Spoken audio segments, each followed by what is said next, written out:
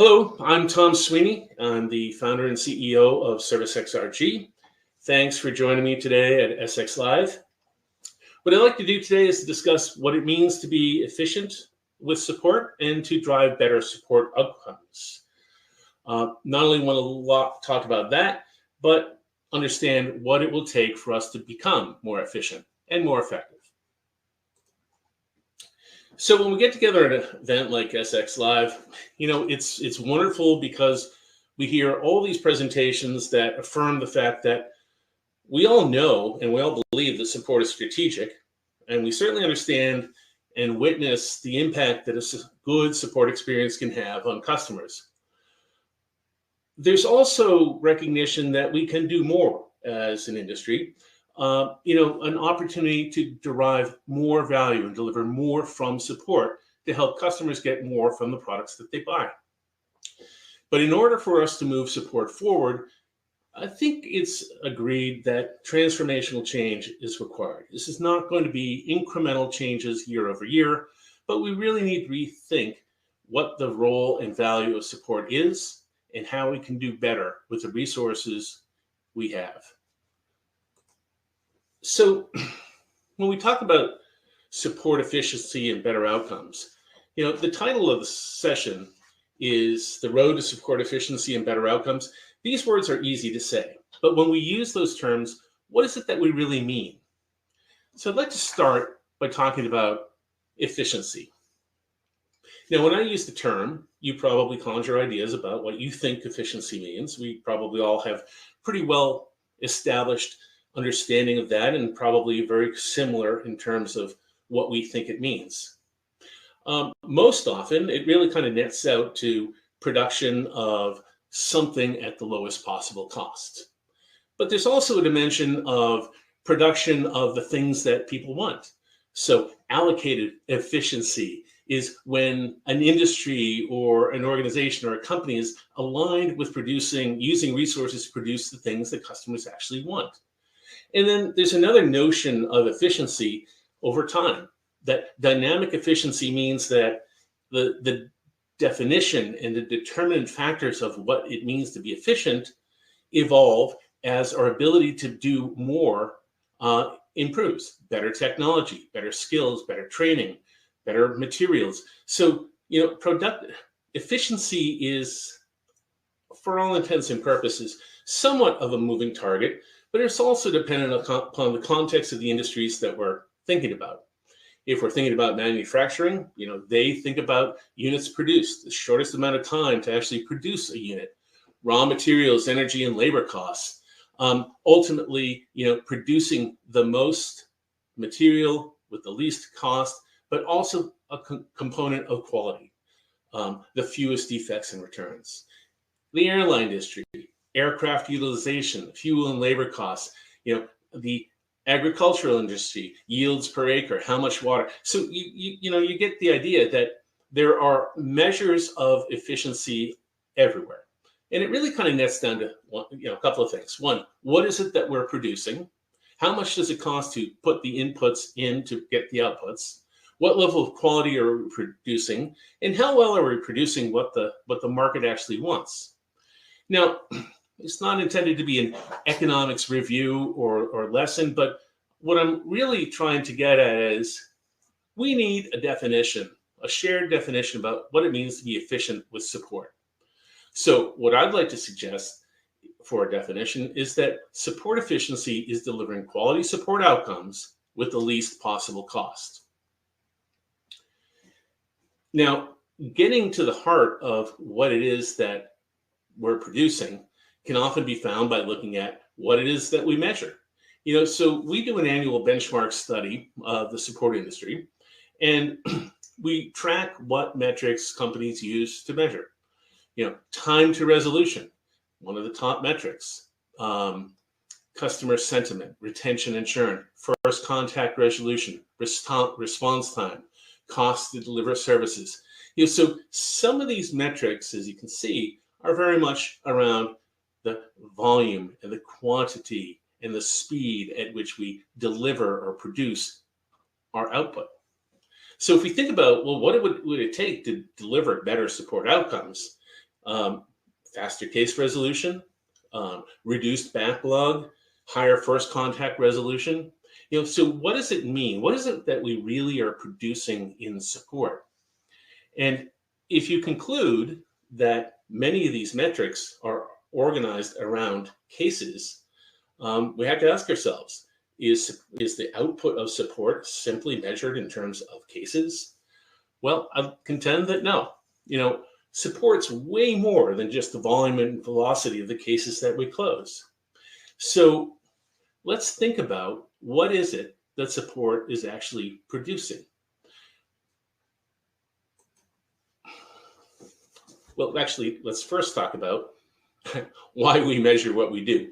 So we do this because a lot of the metrics that we use are not necessarily indicative of these are the outcomes that we want to measure, but they're easily. It's based on data that's easily accessible. It's sourced from structured repositories, ticketing systems, CRMs, phone systems, routing systems. So we've got a lot of data that gives us a lot of insights into what we're doing, but it's very quantitative information. We also are willing to accept that CSAT, NPS, and other measures of quality are, they are the determinant factors that we must be doing a good job if somebody says that, CSAT for a case closed was high. Does that mean that we're doing a good job overall? Does it mean that support metrics truly align to the value that support is delivering and contributing back to the business? In a sense, we've created metrics that have really institutionalized the belief that the volume of transactions, the speed of closure, and satisfaction are the extent of what support can contribute to the business. And that's actually not enough. Support contributes way more to the business, and we've got to find a way to be able to articulate that in terms of all of the efforts invested by your support teams have a contribution and a value that benefits the business. Being able to articulate that is hard, but let's talk about how we might do that. Now, the first place that I want to point you to is that in addition to our annual benchmark study, we also do an annual customer success benchmark study. And when we look at the top metrics that the success teams tend to measure, they're much more business focused. They're focused on retention, satisfaction, expansion, and growth. And of course, there's a dimension of efficiency. But all of a sudden, we begin to see that here's a service team that is customer-facing team that's actually driving things that are very tangible when the business is looking for growth and expansion. So we need to find a way to connect support's efforts to what the business actually values. So if we think about what any business might want is to retain customer relationships and the revenue that they represent. We want to keep customers happy and referenceable. We want to identify opportunities to grow relationships. If you think about this, the majority of revenue comes from existing customers. So certainly there's opportunities to bring new customers, new logos into the organization, but at the same time, growth often comes from existing customers. And then ultimately, everything we do, we need to do it as efficiently as possible. Now, some of these metrics sound very much success focused, but support plays an active role in this. This is not something that is uniquely in the domain of customer success. Support is critical to driving outcomes that matter to the business. So our objective is to think about support outcomes in terms of what is the tangible value delivered for the effort expended by support. We tend to use a measurement index we call the support contribution index. And its intent is to measure the cumulative benefits of support activities. So it's not just how many cases did we handle, how fast did we close a case, but what we want to look at is what was the impact, what was the benefit, both of course to the customer, but also to the business. Why are we doing this? Why is support engaged in these activities? So there are 5 attributes that that we include in our support contribution index. One is obstacles removed. How many cases result in customers' unimpeded path to adoption? So a customer can't buy more. They may or may not stay your customer if they can't use your product. So think about when support is able to identify an issue, resolve that issue, and that sets the customer on a path so that they can actually consume and use and adopt the product to actually drive their business forward. Another element is risk mitigated. Support actions taken to put customers at a lower risk of operational disruption. So what is it that support can do to mitigate potential security risks, to minimize performance degradation, or increase reliability of products? So all of the action support takes to mitigate risk is a net benefit to the customer. How do we measure that and capture that? The third element is relationship health improved. So support actions that engage a customer to improve the health need to be measured. When the sales team comes and says, we have a customer that's getting ready for a big renewal and they have 27 cases open and half of them are S1s. Well, at that point, the relationship may be at risk. So what can support do to actually help mitigate that? So there's a tangible connection to what support does to the benefit that the business realizes. Adoption is not necessarily in the lexicon it's more in the lexicon of customer success, but at third, sometimes up to 40% or more of cases are actually focused on helping customers to use and apply a product. So when support actually takes action to teach a customer how to use or apply or do something, it creates an opportunity for the customer to then solve a problem, apply the product, and it creates opportunities for greater license consumption and feature consumption, which creates future downstream opportunity for adoption and expansion. So there are 4 things that in the course of support interactions we can measure in terms of net benefit to the company. But support also is this vast repository of customer insights. So how do those insights get applied?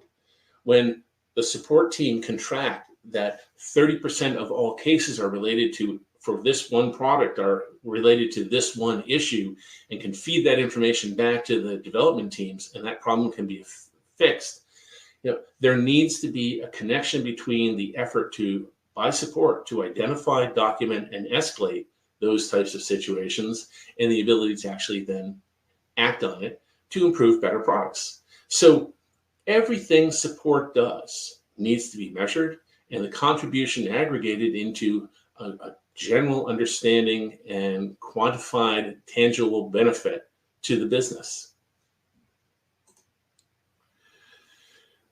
But it's more than just saying we removed 100 obstacles, we reduced risk, the number of transactions that we did that fall into these categories. We have to connect the dots. We have to help other organizations understand that when we get involved and remove an obstacle from customers, and that was the outcome of our engagement with a customer, how it affects our ability to retain that customer, improve the satisfaction. Perhaps when support invests time to help customers, to teach customers how to use or apply a product, those how-to questions, how it creates an opportunity for the customer to increase their expansion, their time to value. Well, here's an opportunity to grow that relationship.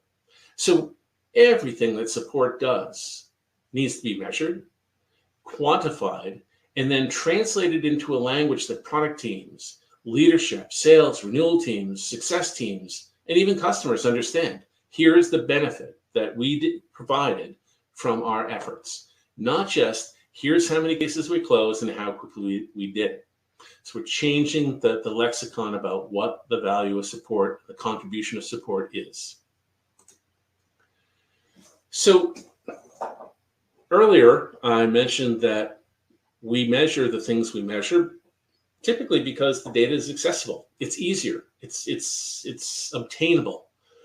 But now we're talking about this value, this benefit of what impact support's efforts had. So we need to think about, well, how can we feed the support contribution index? Well, it means that we need to gain more insights into the impact of our efforts in support, not just how many transactional sessions did we complete, but what impact has it had? So when we close a case, we need to think about capturing the nature and the result of that closed case. So how did we help you, customer? What did we do for you? What did it allow you to do? We need to, when we send out SAT surveys, I know we don't want to make it too onerous for customers, but understanding if they're satisfied with a support transaction doesn't tell us enough. Let's ask them what we did for them, how it helped them. So let's think about getting feedback from the customer to connect the dots between the efforts that we as support expended and the impact it had on customers. And then finally, there's just so much digital information about customer interactions, and there's so much value wrapped up in that. So we need to look for better ways to extract the value and understand the impact of support's efforts by analyzing unstructured customer information. So we need to be thinking about new metrics driven by new sources of support, data, and analytics. Now, the intent is to talk about driving better support outcomes and better efficiency. Well, when we understand what it is that we can do as an organization in support to deliver something that is tangibly beneficial to the customer and to the business, we're on the right path for improving support outcomes. And if we think that there are better ways to support the business and contribute even more, then we can make course corrections. If we think there are things that we can do to help customers get more value and accelerate time to value from their product investments, we can make course corrections. But it's only when we start to think about the impact and the benefits of what support is delivering, the outcomes, can we begin to have a conversation about driving better, more tangible outcomes. So we need to quantify what it means to deliver support value. We need to connect the efforts of support's efforts to things that matter to the business. And then we need to be able to articulate and communicate, evangelize, and promote the fact that here are all the contributions support has made. Here are the outcomes that support has delivered to customers and to the business. And of course, we need to do it efficiently. Which brings us to the second part of this. We can improve outcomes, but we need to be efficient in everything that we do in support. So if you recall, I had proposed that the definition of support efficiency was to deliver quality support outcomes with the least cost.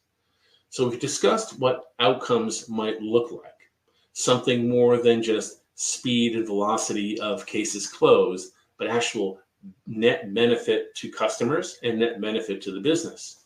Well, now let's think about how we can affect the efficiency of how support can deliver that. Unfortunately, we start off with an observation. Support is inherently inefficient. It is a reactive organization that receives a variety of unanticipated questions from customers at their time and choosing, and we need to respond. So the current support model is often simply inefficient. So we need to figure out, how do we drive greater efficiency into the support process? So why don't we start with understanding why it's difficult for support to be efficient? Well, demand exceeds capacity to respond in many cases, and frankly has been this way since the inception of modern support. Support's reactive. 71% of all cases are initiated by customers. For some companies, that number is way higher. For some companies, it's perhaps lower. But we are a reactive by nature organization.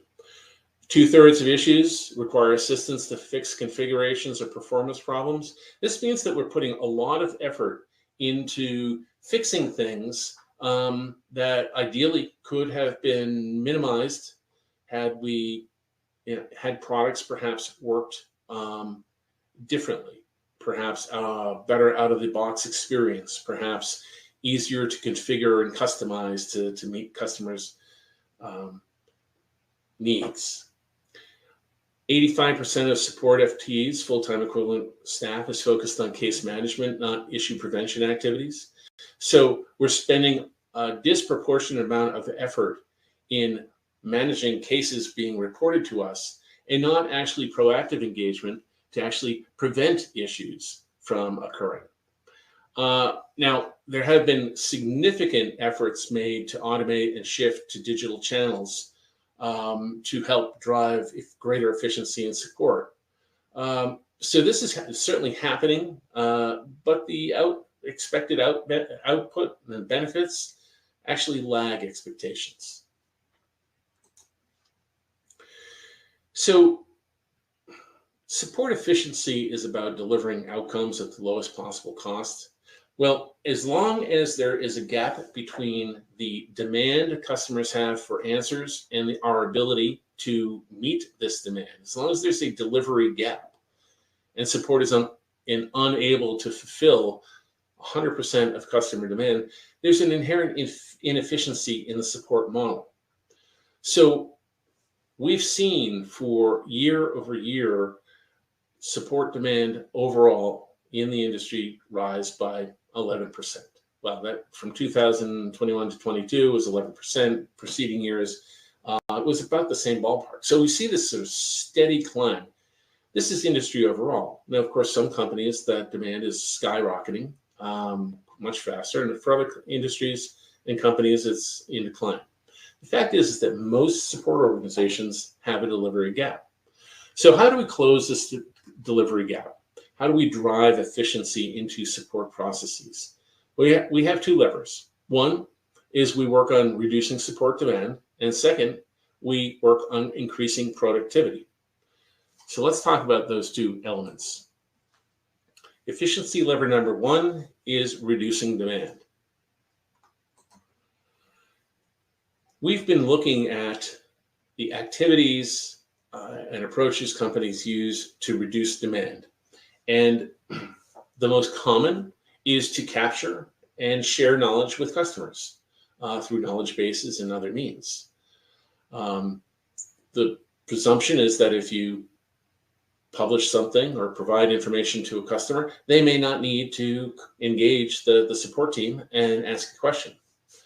The second most commonly used mechanism for reducing demand is developing customer skills, whether that's in documented how-to articles, best practices guides, video snippets, formal training, just general skills development. So the more customers know, the less likely they're going to need formalized support. Improving product quality is widely used as an effort. If we can make the products more usable or more reliable and sustainable, the more likely or the less likely customers will need help. We also know that when onboarding and adoption is completed, customers typically have a solid foundation from which to use products effectively. But the other element here is, this is the blue bars represent what is typically used within the industry, but the green bars represent what is most effective. So the most typically used effort to reduce demand, to share knowledge, is not the most effective mechanism for reducing demand. In fact, improving product quality is the number one most effective mechanism for reducing demand. We make better products, we remove issues that make it difficult for customers to use, or remove issues that inhibit their ability to use it the way they want to. We have less likely situations where they're going to pick up the phone or send an email or electronic message and ask for help. So reducing demand is a huge way to improve efficiency, but we need to be better at focusing our efforts on reducing demand using the right strategies. So the top mechanism for reducing demand is sharing knowledge. It's done through sharing knowledge bases, widely used within support, communities, chatbots, publishing documentation. So just a wealth of information being provided to customers through self-help channels. Now, the searchable knowledge base is often the foundation of most self-service initiatives. But no matter how much time and effort we put into creating self-help resources, there seems to be greater demand from customers for more or more aligned to their specific needs. And one of the observations is that knowledge sharing is a great initiative, but it often comes up short. We refer to this as the deflection gap. It means that self-help usage, the consumption of knowledge by customers, is very high. Across the industry, 71% of support issues are initially handled or touch some sort of shared knowledge resource. But it doesn't mean that those cases are being resolved simply by that knowledge. In fact, the resolution rate attributed strictly to self-help averages around 22%. That number, synonymous with deflection. So why do we have this gap? Well, sometimes it's simply because companies put a lot of content out there, but it's not the content that customers need. It doesn't, it's not addressing the issue they're having. In other cases, we run into situations where the content's there, but the customer simply can't understand the materials that's been shared with them. They simply don't know how to apply the fix. So it's a matter of comprehension, not content coverage. And then finally, there's a phenomena where even if we provide the customer with the right information, they can consume it, understand it, comprehend it, they still want to verify it with a human. So there's a confidence dimension. So until we can address ways to mitigate this deflection gap, sharing knowledge is going to be a challenge. We all do it, but we all need to get better at doing it. And solving the deflection gap is critical to increasing support efficiency. Now, the number one most effective way for reducing demand is improving product quality. Slightly more than half of companies indicate that they have formal support initiatives to improve product quality. This means that support is actively involved in driving enhancements into the product development lifecycle. So what that means is that there's a component of support and product groups cooperating. 24% of companies indicate that they have a very productive and very meaningful relationship with their development teams.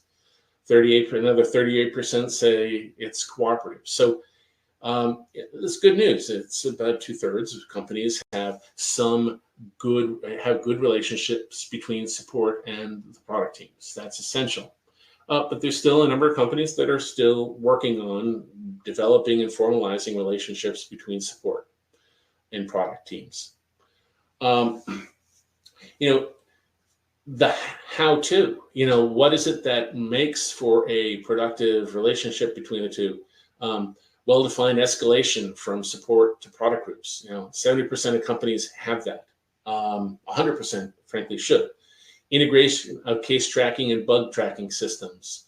Availability of updates and patches, automated updates and patch management. So mechanisms to get the information from support in a formalized fashion into the product queues with a relationship where there can be prioritization, triage and prioritization to determine what should we be fixing, and then a mechanism to actually get it back out to the customer through patch updates and patch management systems. That is a mechanism that can improve efficiency by lowering support demand.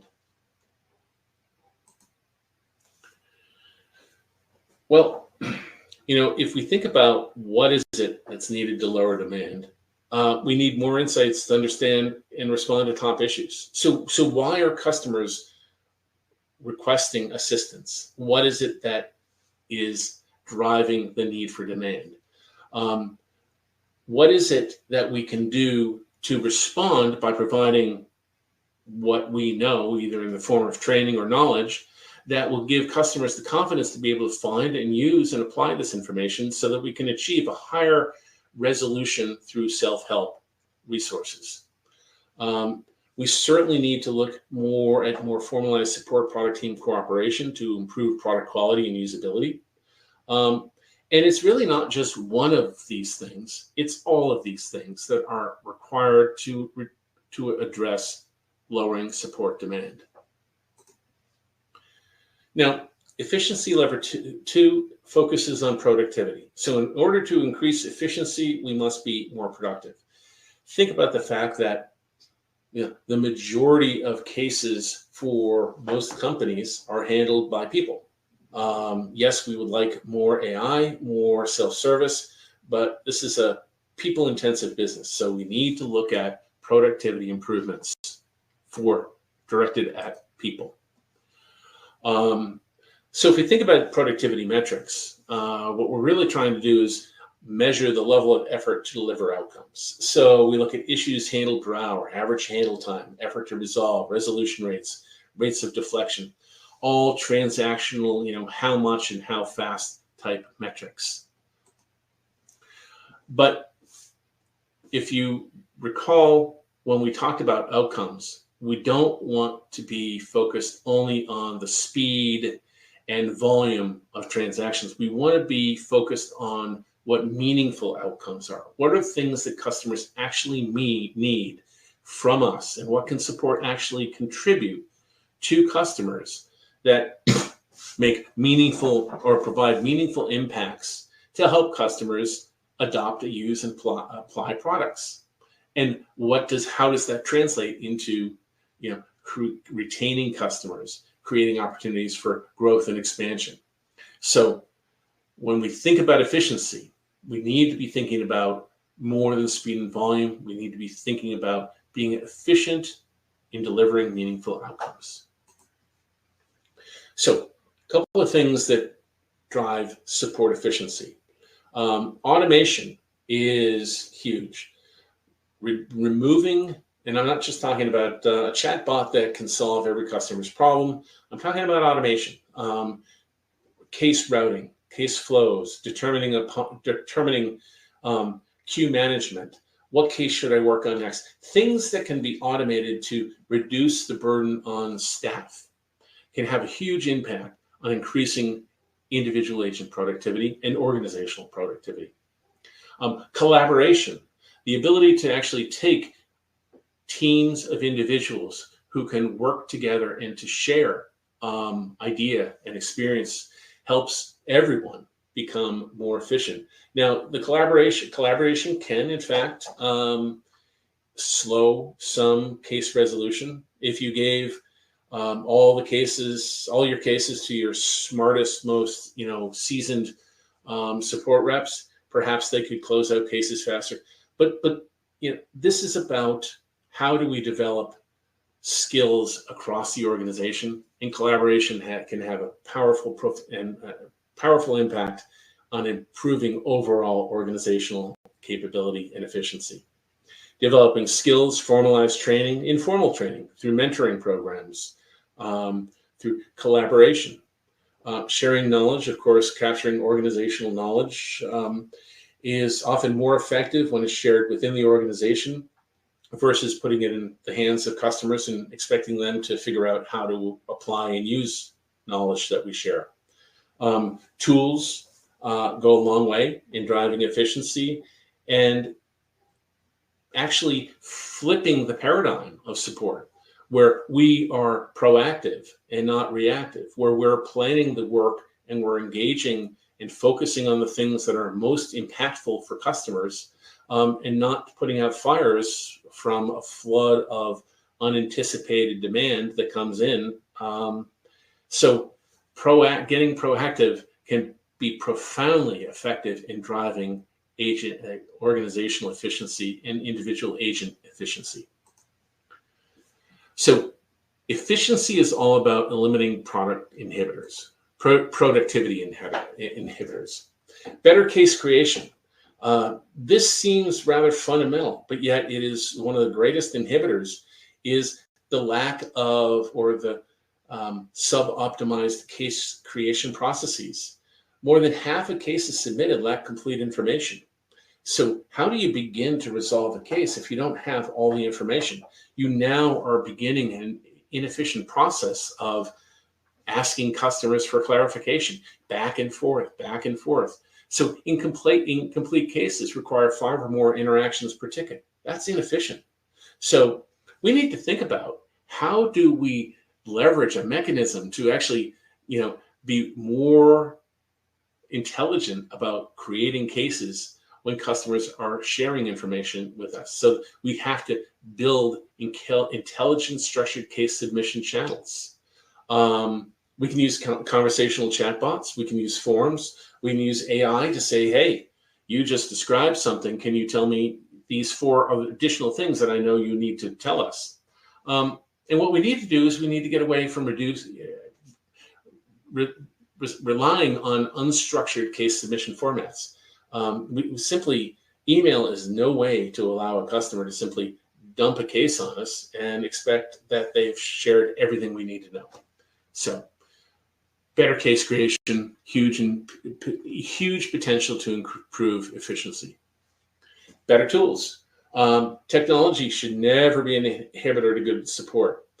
When we survey companies right now, half think that they need better tools. 10% actually indicate that their current tools are inhibiting delivery. So technology should not be an inhibitor. It should be an enabler. It should be, it should enhance the capabilities of the support team. It should be used to automate repetitive tasks, and it should be used to actually capture, analyze, and use structured and unstructured data in ways that we can actually figure out how do we get better at supporting customers? How do we anticipate their needs? How do we build better products? Getting proactive, getting out in front of issues is something that is the foundation of support efficiency. If we want to be an efficient organization, we have to stop being reactive. And what's encouraging is that a lot of companies have or are building the infrastructure to be far more proactive. So today, 71% of issues, support issues, are reactive. Well, we should see that number begin to drop as more companies invest in systems to monitor customers' systems, to engage in tech activities, which actually pushes content to customers when they need it, to help guide them, to help anticipate potential issues they might have during the early stage of adoption. Companies are building out ability to track product use, or planning support plans.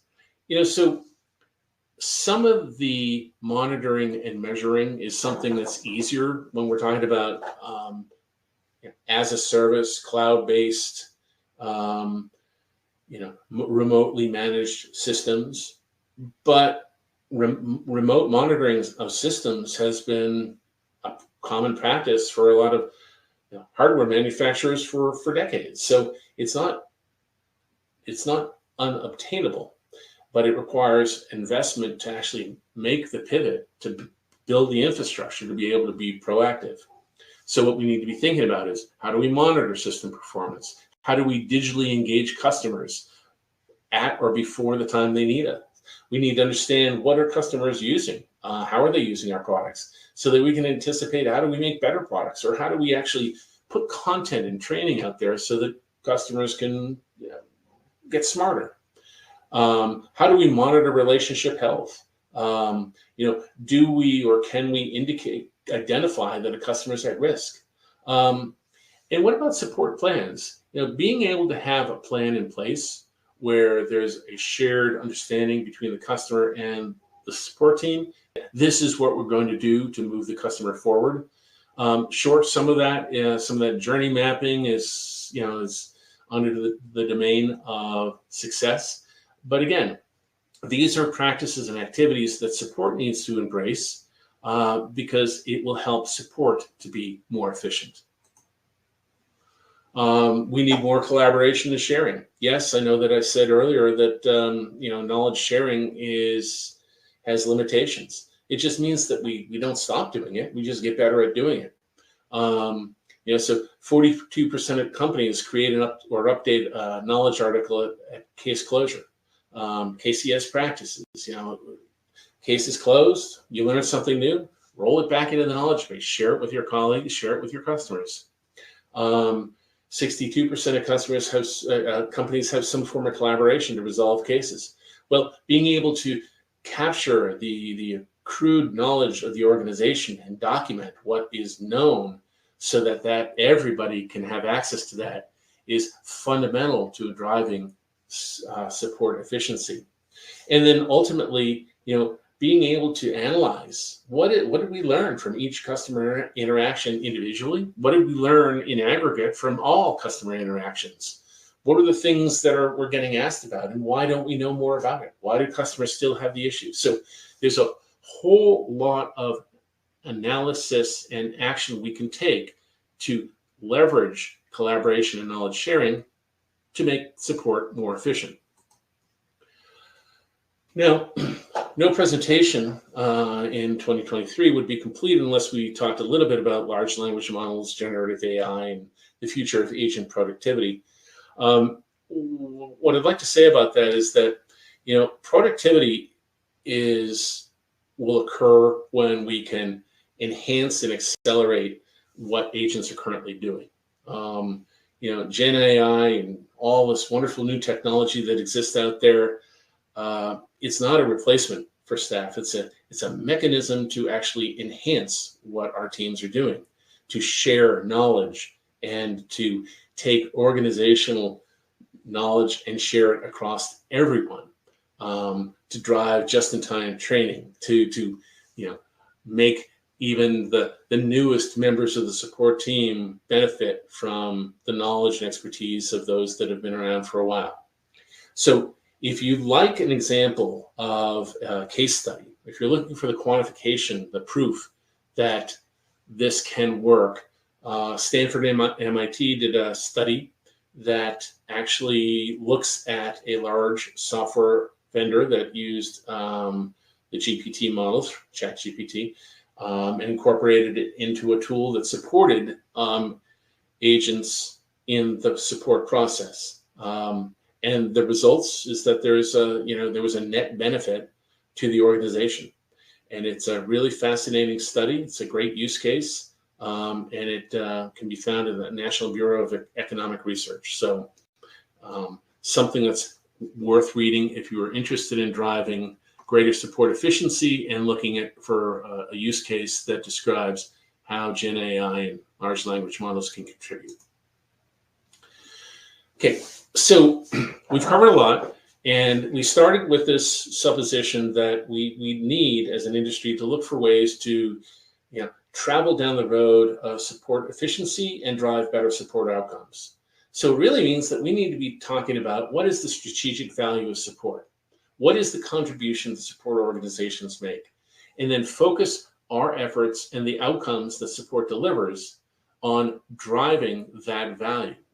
We need to be thinking about a new set of metrics to supplement the volume and the velocity type metrics, but also to think about what is the value of what support has delivered to customers and to the business. We need to find ways to accurately communicate support's contributions to others across the business, and then look for ways to continually drive efficiency by reducing demand and increasing productivity. This does not mean that we drive to the, race to the bottom to drive every bit of cost out of support, but we balance this value delivered from support, the support outcomes, with the investments we need to make to be efficient and effective in delivering those outcomes. That is the value, and that's the balance that we seek and should pursue. At the end of the day, we need to make support matter, not just across the support teams, but across the entire enterprise.